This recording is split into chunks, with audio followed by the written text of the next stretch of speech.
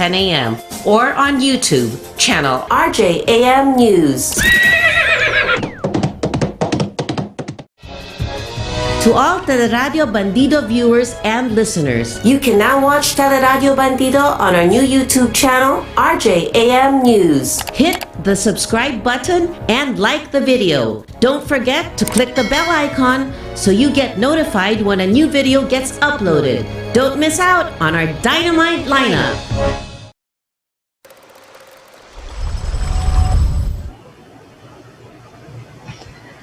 Good morning.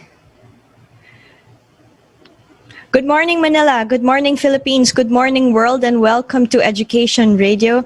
Today we have again our teacher, AFP Southern Luzon Command Chief, Lieutenant General Antonio Parlade. Good morning and welcome back, sir. Welcome back to our classroom. Good morning, Pia. I miss you and your class. I miss you more, sir, and I'm sure the rest of our viewers and listeners. Sir, this show actually, but we've done it before, but more especially today, we want to dedicate it to the youth. And that is also because you have many times said that you want the Philippines to inherit a peaceful country, a peaceful future, especially for the youth of our nation who seem to be in a bit of a disconnect with everything that's going on. Maybe not so much anymore, but we still struggle and thrive to help them join this bandwagon of ours, right? In pursuit of a better Philippines, because we need them and we know that they are the future. Go ahead, sir. Yeah, Pia, I'll be retiring in a few days. I know, sir. But I really want to leave that. I really want to leave that legacy that at least our youth are better informed of our circumstances now, so that they will be able to pursue their dreams also for themselves, not only for the country but for themselves. So yeah, this is what we've been doing, educating our young. How this scourge called the Communist Party of the Philippines destroy the dreams of our young children. So yeah, and there's only a few programs nationwide that really caters to this advocacy, and one of those programs is yours. So talagang I really wanted to be part of this show. Almost kung po pwede every week, pero hindi naman po pwede minsan because of some conflicts in our schedule. So yes, we just have to make sure that our program is really quality. We are able to give the best. The substance is more important more than anything. And I think we really have to show more links, more references, provide our youth more references, basis for our discussion, so that they can themselves personally pursue these readings and this literature that's not available to all. Yes. So yun yung piyang iniisip ko kung paano natin ito gagawin with your tele-eskwela. Yes, sir. You know that you're always welcome here, and we should definitely do this more often, because more and more, to be fair, more and more young people are listening. We have young people very interested to join the Reserve Command. So that's good news for us. And plus with your guidance and the guidance of our other members of the Armed Forces of the Philippines, I think that we can be more than 100,000 plus strong, and that's the hope, right, sir? Yeah. We have to be solid. Sayang naman, we're old reservists, but Yes. if we will not be able to master our strength as one group, that's really pushing for the security of our national interest should be more important than anything. Sabi nga natin sa pagiging sundalo, sometimes we're ready to give up our lives and our families for the sake of our country. So that's what we should do with our reservists also. Doesn't matter kung ang tawag natin tawag dito minsan Sunday soldiers, sabi nila, no. In one Sunday, if you dedicate that Sunday to a very good an advocacy that's really close to your heart, marami kang ma-accomplish. That's right. Which now leads me to Keith Absalon. I think from at least from how I'm gathering from the youth, this hit them hard because they're part of this generation. We had a very promising athlete. You know, his coach even qualified how promising he was, like in terms of his skill and dedication. This is a national treasure that we lost here. And I also want to add the duplicity that is involved here because that is very relevant.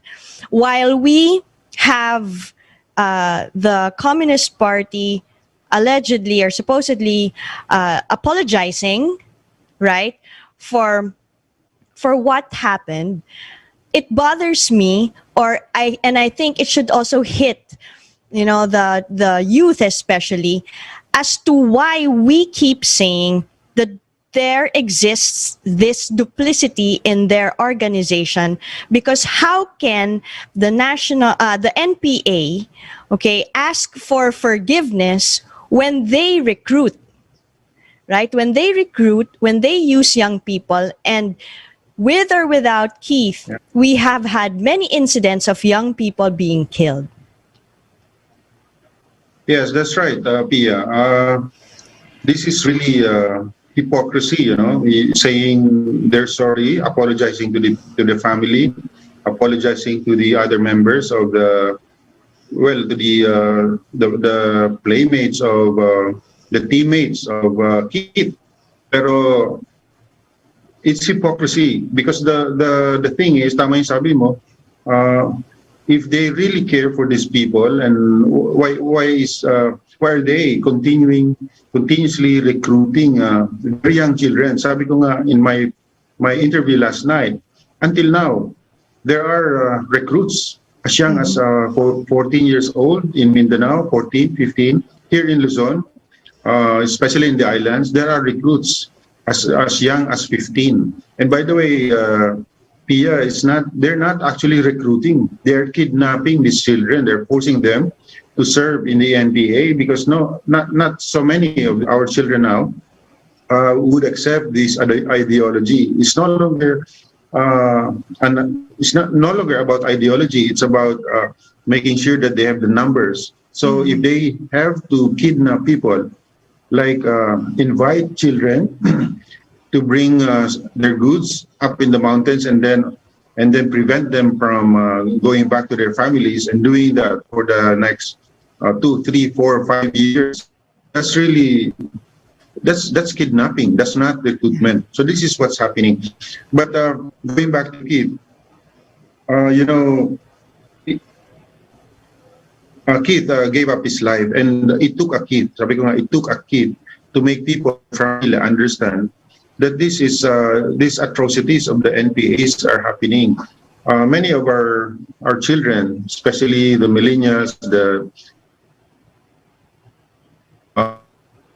gone home to their provinces, are not familiar anymore with these atrocities of the NPA. They think that it's normal for children to join rallies. Yeah, of course, that's part of their maturity, as part of their liberties. But what they don't know is that these groups who are encouraging them to join rallies like that are actually very much involved in these violent activities. And Keith was one of those victims of their violent activities.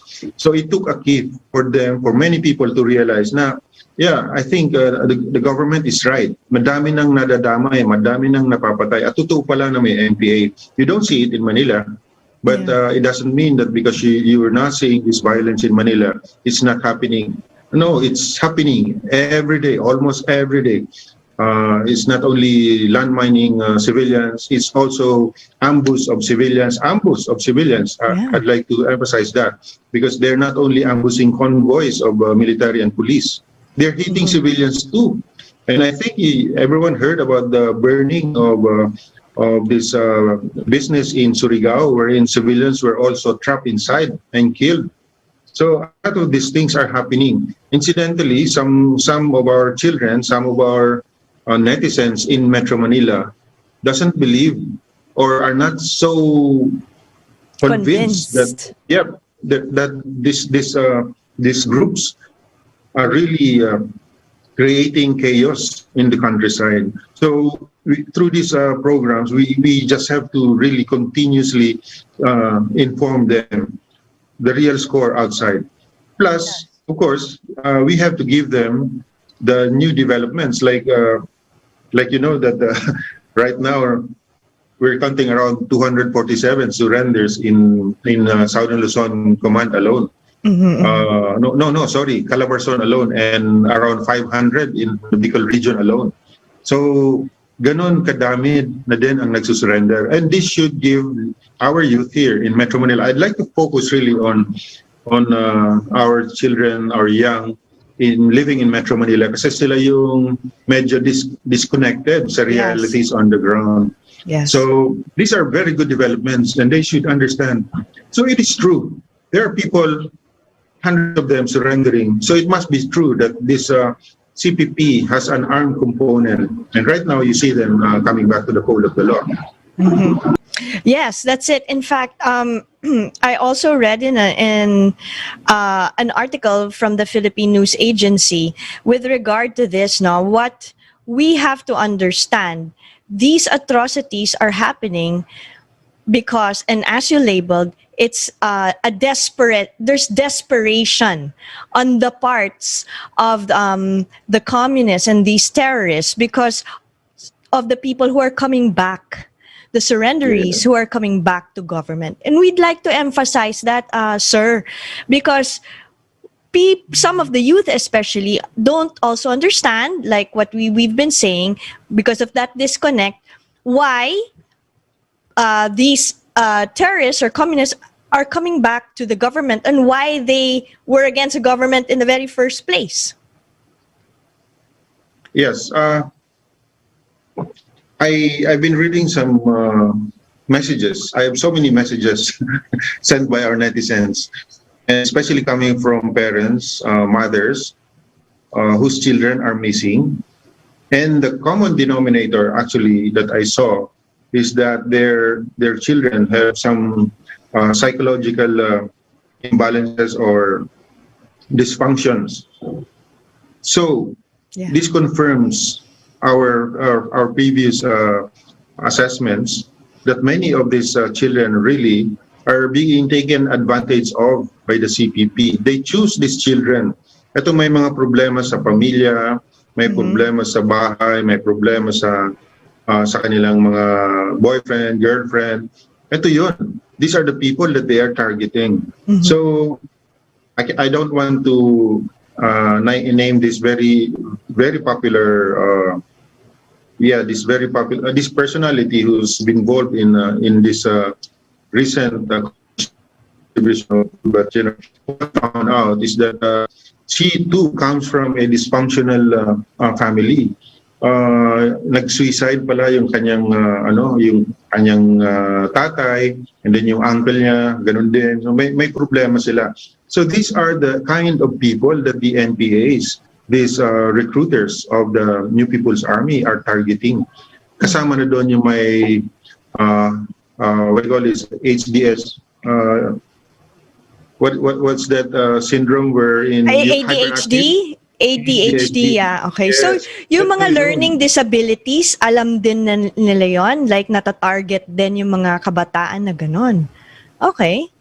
Yes. Interesting. Yes. So, yeah, and I have to talk to our psychologists and our Viluna Medical Center, and possibly our partners from the National Task Force LCAC to take a look at this, because I think there's a specific group that these recruiters are trying to target. So kawawa naman, may problema na nga, ito pa sila yung tina-target. So, yeah. That's interesting, sir. I would just like to also point out, because as a teacher, I've had the privilege of teaching children with learning disabilities. And most of the time, before their issues become eventually resolved through training and through learning skills, that they need to adapt to, they go through some kind of behavioral issues because they feel inadequate. And this inadequacy part, I would suppose, and I guess you will agree with me, is that part that the recruiters or these communists, that's what they see. So ang galing naman nila. Para sila rin mga psychologists na marunong tumingin, 'di ba? Na nakikita yung mga kabataan na meron silang ganitong klaseng disability. Yes, and I have a personal experience with this kind of people. When sila, they were almost recruited. They were almost recruited until they realized, for some reason, they realized that they're one step closer to being an NPA. And then they suddenly realized, no. Siguro yung lucid moments nila, they realized nila, I cannot pursue that. And then when I tried to engage these people, that's when I found out na meron silang psychological problem. They are really disturbed, So you're right. Ito talaga, they have an eye for this kind of people para madali nila itong ma-recruit. I'm not a psychologist, and I would recommend Pia, in one of your forum, maybe you should invite one of our psychiatrists. Yes, I think that's a very good idea, sir. Now that you mention it, maybe we should have you with one of our psychiatrists or psychologists, right? To be able to qualify these things further, because it is in depth on the emotional, psychological aspects of the children, and that is very dangerous. Yes, I just lack the terms to describe these people because I'm not a sociologist, a psychologist too. But yeah, I can recommend to you an expert to this. Yeah. He's also an officer of the armed forces, and she's been studying this phenomena. Yeah. And I think she can share to us a lot of her knowledge about this problem. So that's brilliant, sir. And now I realize that is why she's been recommending even to our foreign partners to help the government, the Armed Forces of the Philippines, establish this psychosocial center. It's a psychosocial debriefing and de-radicalization center for many of these young children recruited not only by the NPAs but also by the Abu Sayyaf and these terrorist organizations in the south. So yeah, I think we have to pursue this. It's only now that I really realize this is a very, very serious problem. It's serious, sir. Yeah. Yeah, and parents should realize this. Kasi it may be too late. Problems in the family, problems. It's only the parents who see those things happening. But if they don't have the realization that these are the kind of people that are being targeted by these recruiters, baka maybe it will be too late already. So yes, let's make sure that that happens. Yes, very interesting, sir. I also want to tackle that in terms of, when I talk to young people, when they hear the anti-terror law or international human crimes, they say, Teacher Pia, what does this have to do with everything, right? Because especially the ones that want to become reserves, right? And they really look at me with so much awe because they're hearing it for the first time. The death of Keith Absalon really goes against the anti-terror law and international human crimes because, sir, I think they'd rather hear it from you. Really, they violate a lot of international protocols and conventions. Number one, on the manufacture of these mines. It could be anti-personnel mine. It could be any other. They're saying that because it's remote control, it's not prohibited. No, it's prohibited. Yeah. So they're just trying to go around. They're just trying to skirt around. Yeah, and of course make some alibis on this. But actually, we have to emphasize that it's not only the making of these bombs that's allowed. That's not allowed by the law. The anti-terror law, is very specific about your participation. Like one, providing all these materials, like buying all these components in the hardware, because these are off the shelf. The raw materials for this are off the shelf. Shelves. So you can just go to the hardware and buy this stuff and buy some fertilizer. Yeah, like homemade. It's homemade. Yes, exactly. But now with this anti-terror law, it's specific. You don't have to be an NPA using this landmine for you to be liable in this anti-terror law. No. Kung ikaw ang bumibili nitong mga raw materials na ito, kung ikaw in fact ang nag-donate ng mga raw materials na ito, you will be very much liable, including those from the mining industry. We've been doing our study on this investigation, and we found out that it's the control of these blasting caps and some of these materials that they use in mining. The controls, the regulations are circumvented by some individuals, for money. And now they end up in the hands of the NPAs. So we should also inform those in the private sector and the industry that they're very much liable in this anti-terror law. If we find out that they're instrumental in the bomb making that these NPAs are now using with in Surigao, in Mindoro, in Bukidnon, in Masbate, in Camarines Sur, these landmines proliferate. Hundreds of them we were able to recover in Camarines Sur alone and in Masbate. So ilang tao ito, ilang ang mapapatay ng mga to, and we have to make sure that those who contributed in making these bombs realize that they are also as guilty. Yeah. One thing that we also need to qualify, sir, is the part wherein, and I explained this to some of the children, Keith did not just get into an accident with landmines. He also begged for his life, right? Mm-hmm. He could have actually survived. Am I correct, sir? He could have actually survived. He and his cousin, right? But instead, what happened in the end, as he was begging for his life, he was shot. And the people around heard the shots. Yes. So just a short background, there were 7 of them. There were 7 of them biking around Masbate City. So the lead pack, that's where Keith was Keith, Novello, and... Novello, yeah. Yeah. And then one more kid. So the rest of them, the 4 of them, were actually behind. So they were able to witness what's happening in front of them. Buti na lang hindi sila nakita ng NPA.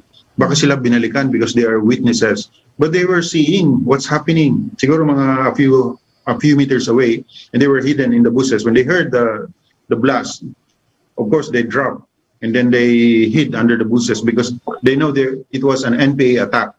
And they cannot believe that Keith, although hindi fatal yung landmine, siguro how it was in place in the road, hindi siya masyadong naging fatal. So si Keith, nakataas yung kamay. And he was actually begging for his life. Nakaluhod, nakataas yung kamay. Pero tinuluyan siya. What do you think, sir, would be... I think we lost... Lieutenant General Parlade for a moment. No, I'm here. Are you here? Okay, sorry, sir. Yeah. No, it's okay. Yeah, I cannot see you, but what I was saying Yeah. Yeah. Yes, go ahead, sir. What Go ahead. what I was saying was that sorry. What I was saying is that eto si Novello, his face was down because the blast was actually, well, he he was I think it was on the right side of the road. That's why the blast really hit him hard. But it wasn't fatal also. So face down, and he was raising his hand, begging for his life also. Pero tinuluyan pa rin. That's why yung tama niya nasa likod, nasa thigh, and then sa likod. Yeah. So these are the things that people are really so outraged. Yung mga taga Masbate, galit na galit sila. And this is what I found out, Pia. Many of these people in Masbate are so used to seeing NPAs. In fact, normal na sa kanila na minsan may NPA kasama ng mga politiko, and they're familiar with these people. And some of them actually sympathizes with the NPAs until it was killed. Until they realize mayroon silang kamag-anak na tinamaan nitong landmine na ito. And that's when they express themselves. Galit na galit sila, talagang nagmumura sila. But they told us, sir, akala namin mababait na tao ang mga yan. But eto yun. So, does it take for us, for a relative to be affected by this terrorist before we even start hating them or start campaigning against them or join us in ending this insurgency? So yun yung mga tanong, and this is why we wanted to make sure that these stories Yes. where reaches Manila and the cities, kasi ito yung sinasabi natin. Yes, because you're not affected, Yes. You don't seem to be concerned about this problem. Yes, but however, sir, I also need to add that the NPA, they said that, again, together with expressing their deep remorse, they say that they give highest priority to civilian lives. Doesn't make sense, right? Even the young people that we talk to, they say, how come that's the case? Then why is this happening? Yes, that's the hypocrisy that we are talking about. In the first place, they say that they are the defenders of the masses. Mm-hmm. But look what's happening. They're killing their own people. They're killing their own people. And going back to your argument a while ago, they're doing this actually because of, they're so desperate with what's happening right now. So many of them are abandoning their organization, and the only way for them to show that they still exist are, the use of these landmines, and then conduct ambuscades on troops, on police, and even civilians, just to intimidate civilians who are supporting the government. They do this. Yun yung nangyari nga sa Surigao, nangyari sa Bukidnon. And I think there's also this incident in Negros. All civilians, the victims were all civilians, and the only purpose was to harass these people who are supporting the government, who are so very aggressive in ending this insurgency, to the point that I think they realize that before the year ends, I think they will have no longer an NPA to lean on. And I'm talking of the ideologues, ideologues, iba yun, yung mga cadres. They're all up there in some comfortable places, just letting these NPAs do their thing. Yung mga NPAs, sila yung naghihirap. Yung mga ideologues nangungulekta, yung mga cadres nangungulekta ng pera, and then enjoy it in the cities, in their safe houses. Yeah. So now, their idea is to make sure that the people gets the message. We are still very strong. We are here, and they use these landmines. In many ambushes that I've studied, most of these ambushes are actually done by a handful, like 4, 5, 6 people. That's doctrinally not correct, Pia. When you do an ambush, you have to make sure that you have the numbers para hindi maka-counter maneuver ang kalaban. But out of desperation, they are doing this. They did this in Mindoro. They did this in I think in Sorsogon. They did this in, I think, Samar. And the numbers would tell us that actually they don't have the doctrinally, say, we call it, because they're really doctrinal. They study this and they make sure that they implement or follow these protocols. They don't anymore. They don't, because they don't have the numbers. So kumbaga, sacrifice na. Parang last hurrah na ito. Gawin nyo na kung anong pwede nyong gawin para lang maramdaman na nandyan tayo. But this is the thing that's going to facilitate or fast track their total demise. Yes, and which is why the peace talks, kuno, yung sinasabi ng peace talks is really kuno. Diba? It's a fake kind of peace talks because evidence will show that these people who are part of their organizations are actually coming back home. Right? There's no such thing as peace talks anymore. They keep on wanting to bring that out, in the kunwari peace, pero ito naman yung ginagawa nila. Diba? They ambush not just the military but also police. I know that the records show it's also our police force, right? Which is why Chief Guillermo Eleazar also has gotten into the picture when it came to the incident in Masbate even. But that's what the children also need to understand. The youth need to understand that there are no more negotiations. There's a reason behind it. That's correct, right, sir? Yeah, when we say peace talks, we don't have these peace talks anymore with Joma Sison and the National Democratic Front, because the president doesn't believe that they're sincere enough, to accept any terms or what. Because the end state really is not achieving peace, but it's really to prosecute their National Democratic Revolution, continue with their fight until they're able to grab power. So the president knows this. That's why he terminated his peace talks with Jose Maria Sison and National Democratic Front. But ang genuine peace talks is happening right now on the ground. And this is the result of this is these surrenders. We call it localized peace engagements. So there are so many sectors of the society helping us on this, including members of the clergy, including civil society organizations. And sila yung mas effective na magkaroon ng peace sa kanilang lugar. Why? Because they understand the issues, the local issues. They're so grounded that they propose their solutions to the problems in the locality are kumbaga tumpak doon sa problema. The solution, like I said, is we don't have a one size fits all solution to this insurgency. Yung problema nyo sa Quezon may be different from the problems of those in Samar. So kanya-kanyang solution yun. The only people who knows the solution to their own problems are those from the locality. So this is how, and this is why our localized mga engagement, peace engagements or peace talks are so effective. So we support this, Pia, itong peace initiatives na ito. And I think this is the way to do it.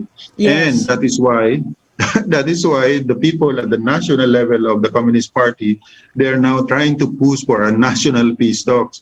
They want to do the talking, the talks here at their level. At their level. Mauubos na yung nasa ilalim. And in other words, to simplify it also, sir, yung story nyo na pinagpropromise ng kalabaw, di ba? Kung maaalala nyo po yon, na ilang taon na hindi pa nabibigay. Dito, ang sa balik loob natin, meron livelihood na ibibigay. Kaya po, dumadami sila.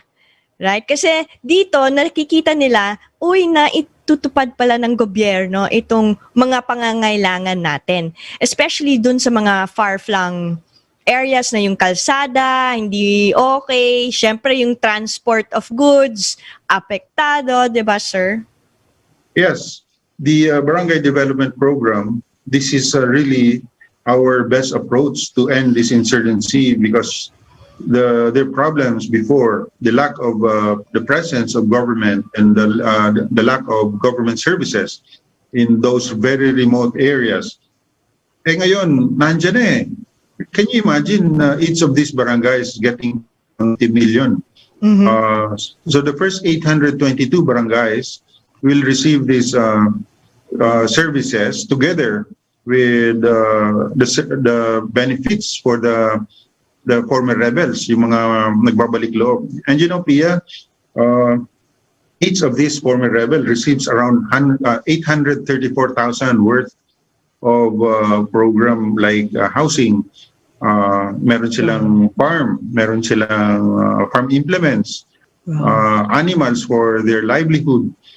So, all in all, na-compute namin yan, including health services and insurance. That's all each, sir? Each? Yes, each. And scholarship too for their children. So, mga 834 yan on the average. And aside from that, this is on top. This is on top, by the way, of the 20 million for the barangays. And for next year, the National Task Force ELCA has recommended around 2,300 more barangays. These barangays were previously cleared even earlier pa, but we were not able to provide them their, the activities or the program, the projects that they wanted for some reason, because of, at that time we don't have yet this National Task Force ELCA. So, can you imagine additional 2,300 barangays receiving, again, all these kinds of projects like farm-to-market roads, irrigation, electrification, livelihood projects, and many more. Eh talagang, we will be able to convince the people in the countryside that, the NPAs, they've been promising you so much. A lot. Like, sabi ko nga, farm, mga kalabaw, all those promises. Sabi nga nung isang NPA, sir, 6 years na ako na nag-NPA. 6 years na rin na napako yung promesa nila, including yung suporta sa pamilya, or they call it supamil. They were promised 10,000 a month for their families while they are in the NPAs. But walang dumating. But this is the government. Eto na yon. This is the government that's really sincere in providing these services to us, especially those who are so far away that the presence of government can't really be felt before. So, eto na yon. Can you imagine, Pia, 2,306 barangays? And that's the reason why I think many of these, ang tawag nating kakolektiba of the Communist Party of the Philippines, they're trying to prevent the release of these funds to these communities. Yes, that's it. That's the meat of it all, right? That's their biggest problem, which is why it leads to what you were also saying. They are so desperate. And in this desperation, again, the hypocrisy on saying, oh, we take full responsibility for deaths, like in the case of Keith Absalon, which shouldn't have happened, is really, really not true. I have to bring in one of the things that some of my students have also said. I will not name universities, sir, okay? But this is what they encounter, these young people. And when they watch you, or if I tell them what I have also learned from you, they believe that, okay, now I understand why this is happening in our school. The agitation part is something that they are so classically expert at already. I believe, and please correct me if I'm wrong, sir, because this is a learning that I'm gathering from the young people. There are many orgs in these universities, and they are pitted against each other. These young people are pitted against each other. You have intelligent, brilliant communicators, researchers in the young, right? They are so idealistic. They join these orgs. They become pitted with the other I hate to say this word, but I believe I can call them moles, maybe, right? But I hate to use that word, but that's the impression that I get. They're pitted by moles against others who, by saying, oh, this person cannot qualify. She's too beautiful. She speaks too good English. Hindi siya maka-Pilipino kasi, her Tagalog is bad. Right? So pinipit nila yung mga kabataan against one another, that there's this very bad competition that brews from it. And because of that, napupunta sila dyan sa extreme side. Right? Kasi galit na sila. And they want to prove themselves. So, by doing that, napupunta sila dun sa side na extreme naman. And biglang, nabibigyan sila ng platform. Am I correct, sir? Because that is my understanding somewhat from these children. Yeah. There's so many ways to skin a cat. Yeah. And there's so many ways really to tame a lion. And that's what they're doing. Yeah, they try to study the nature of they try to profile these students, and then tama ka, pinaglalaban-laban nila yan. Mm-hmm. And then the sense of belongingness of these children nawawala, and then they grab that opportunity. Okay, you stay here with us because here you belong to us. You are not welcome in these organizations, mga social yan or mga whatever. But join us. This is the group that will take care of you. And this is a technique, a strategy that they've been using ever since. I have so many friends also, senior friends from UP, and this is what they're telling me. Kaya lang, sabi nila, it's good that I was not smart enough to discern that you're just trying to pull my leg. So ang strategy na yan, we have to share that because like the case that I told you before, this case of yung mga may HDHD, ano yan? It's the same thing. It's the same. Alam mo ba na yung sinasabi mo, okay, I'll tell you a case, the opposite naman ito. Mm-hmm. They didn't want these beautiful people, eloquent girls to be part of that group. On the other hand, there's another group that's going to really target them and make sure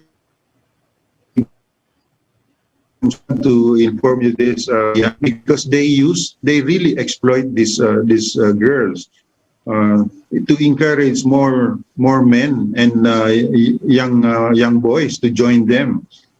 And there's this document, as early as 2007, there's this document, a study of all these girls.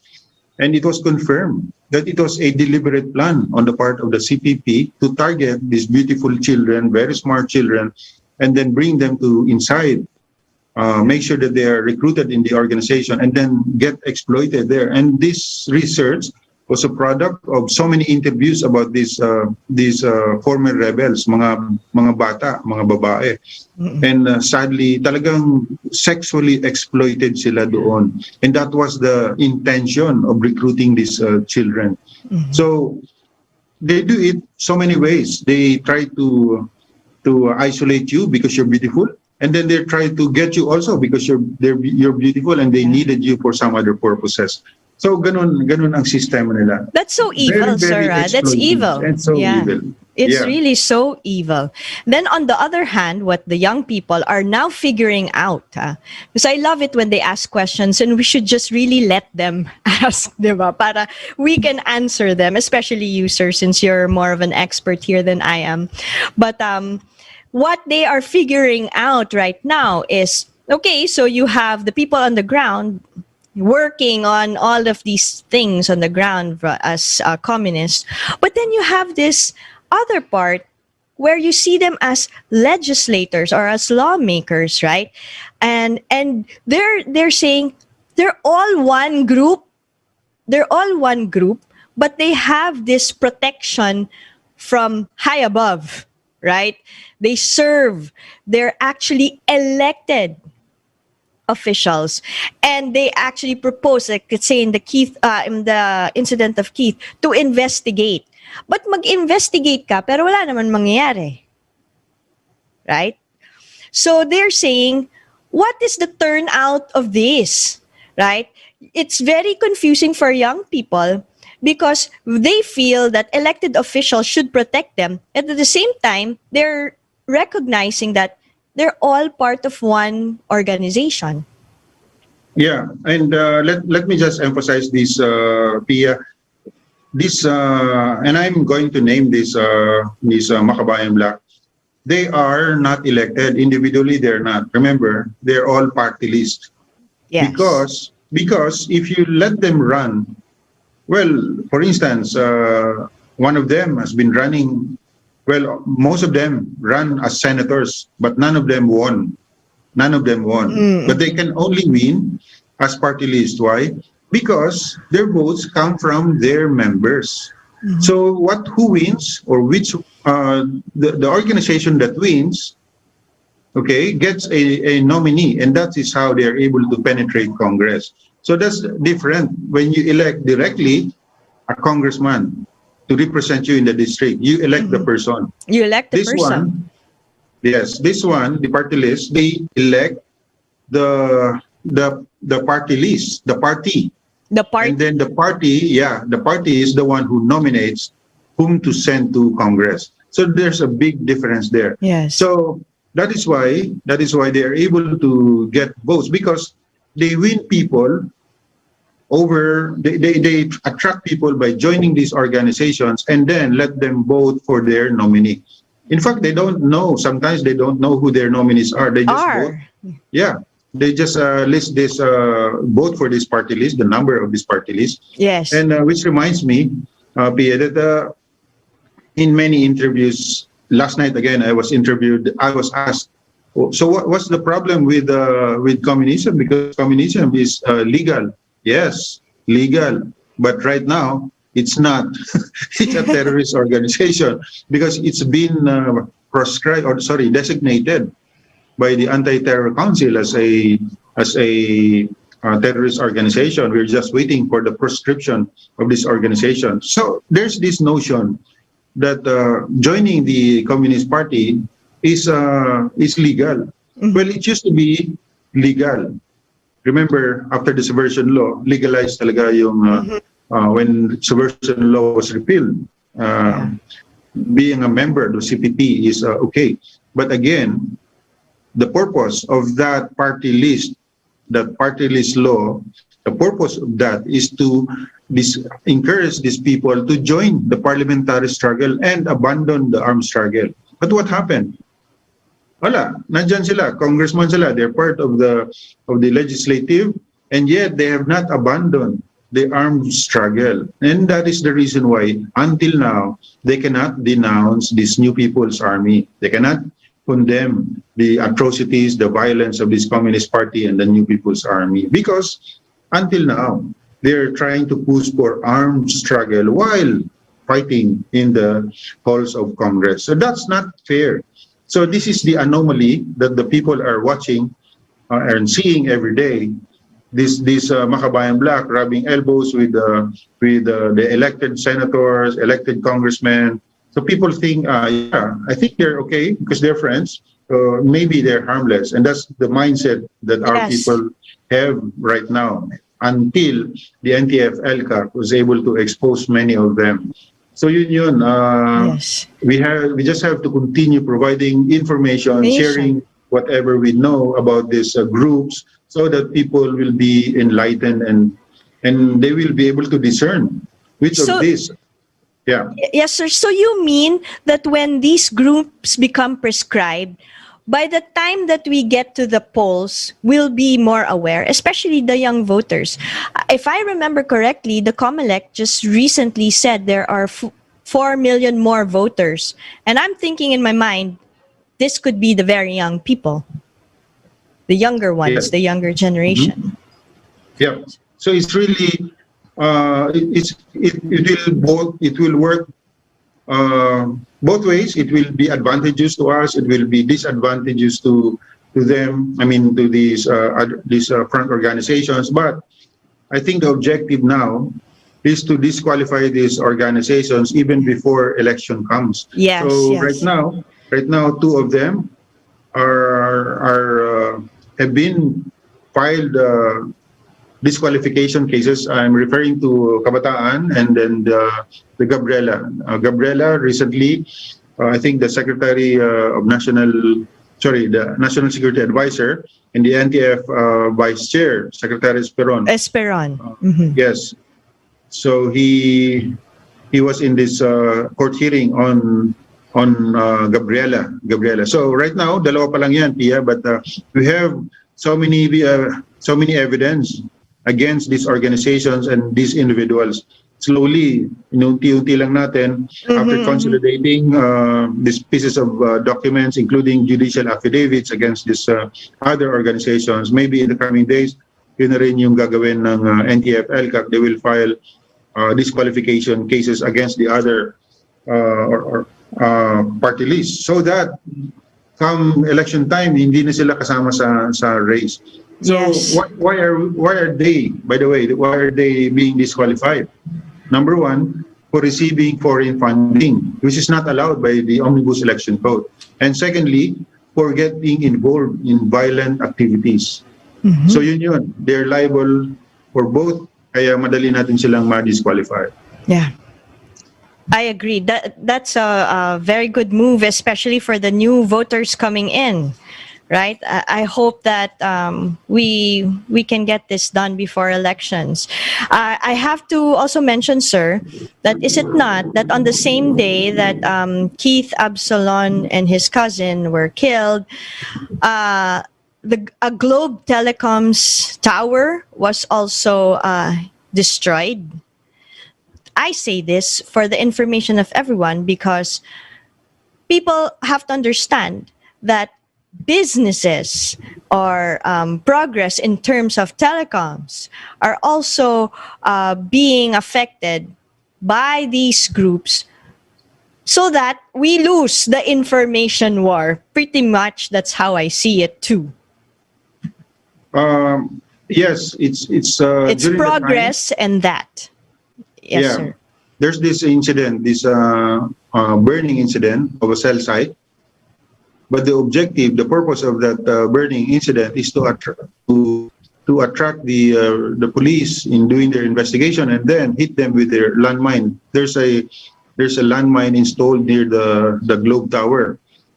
It happened in Legazpi City at the same time that this ambush was conducted. And I believe that there were more landmines put in place around Calabarzon, Mindoro, Mimaropa, and the Bicol region and elsewhere. It was a coordinated attempt to disrupt our activities with all this violence. And yes, it's affecting all of us. Why? Because the moment you burn this infrastructure, it means somebody has to pay for that. Yeah. And who are they? It's you, Pia. If you're a Globe subscriber. Here I am, and I am one. So I'm going to be paying for that. Oh, yes. Either through additional premiums, insurance, they charge it to their customers. So in the end, we lose it. We in the end, we are the losers. So I cannot relate yet how this. Yeah, that's a good point, sir. That's a really good point. And especially for the young people also, they don't realize that they're paying for it too. Just like me and you, if you're Globe. Yeah, well, that's a good point. It's very hard for us to relate it more to progress and business and all other sides. But at the very basic level, the paying part is good enough for me. I don't want to be, paying for something that I didn't cause, diba? That I didn't deserve. But just to recap, sir, everything, why would you say, and I know you said this, and for everyone's further knowledge and, gathering wisdom here, why is it that Keith Absalon's death has united the nation more against the NPA? Because incidentally, Kit is a really popular, a potential star, a potential Philippine hero, just like Alex Yala. You know, Alex Yala. Is your niece? Yeah, no, inaanak ko yun, inaanak. Okay. Yeah. Congratulations, you're proud. Yes, and she's giving so much honor to our country. Ito si Kit, it's also a potential hero.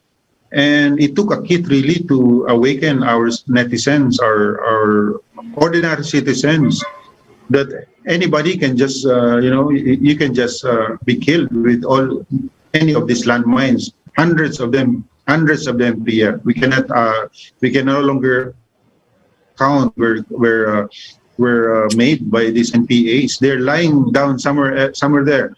Ang hinihintay lang nila is trigger, the opportunity and the trigger. So, yeah, it took a kid for all of us to realize that these landmines doesn't choose their targets. So no amount of justification that these are remote controlled. They're controlled by people. No amount of justification by the CPP will convince people that these landmines are not dangerous. They are very, very dangerous. Yes. And for all other people who want to hear, I have one last question because actually I'm getting final words na daw, pero I have one last question and I think this is relevant. Sir, bakit laging Quezon, all these areas, when I read the news, to sa Quezon, nangyari, and bata pa ako, Quezon pa rin, di ba ngayon, mukhang lumalabas na naman ang Quezon, ang Mindoro, ganyan. Bakit po, sir? Quezon, it's because of geography. If you study geography, that's where Bicol, the mountain ranges from Bicol up to Caraballo Islands, it's being connected. Caraballo in the north, it's being connected by Sierra Madre Mountains. This is the longest mountain range, Pia, and it hurdles Bicol and the Bondok and yes, the Quezon Peninsula. Kaya sikat ang Japanese time, Pia. That place is very famous already because many of our guerrillas defended themselves in the mountains of Quezon. General Nakar, one of them. So, yeah, I know you're marami kang kamag-anak dito ng mga national heroes. But yeah, it's about geography, the mountains in Quezon, and proximity to Metro Manila. To Metro Manila. So napakadali. Okay, you attract these children to join the organization, and then you just send them like 2 hours away, and then they're in the mountains of Quezon.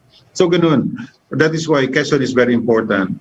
As far as the Southern Tagalog Regional Party Committee and the Bicol Regional Party is concerned, this is where both regional party committees were born. It's called the Quezon Bicol Zone, or QBC. That's where the boundary, near the boundary of the Bicol and Quezon. So dito nagsimula ang CPP-NPA in the Southern Luzon area. So that is why until now they wanted to recover Quezon. But now, Pia, you hear Quezon because it's a very, very peaceful province already. You hear about Mindoro because it's where the troublemakers in Quezon retreated. So parang last hura na nila yung Mindoro. Parang Bataan nila yan. Remember the fall of Bataan? Doon sila nag-withdraw.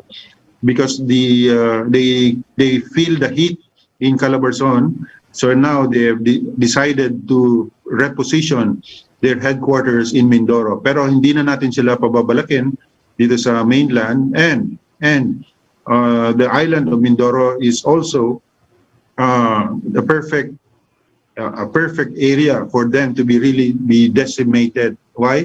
Because it's an island. Madali silang makulong doon. A little bigger than many islands, but mas madali silang i-control doon. So yes, these are good developments, and I can tell and encourage more of our friends from Quezon. Bumalik na kayo sa Quezon. tend to your farms because it's very much peaceful there. Napaka-tahimik na po ng Quezon. Yes, proud Quezonian here. Sir, thank you so much. Next time, we will add geography to all these lessons. You're very good at it. I'm now making a lot of sense with all these things. Thanks to you. Thank you so much, sir. Thank you. Have a good day. Thank you for being on Education Radio. I salute you, sir. Thank you. And remember our invitation to the psychiatry psychologist. Yes, sir. Definitely. The next time, you. it's with her. Thank you. Yeah.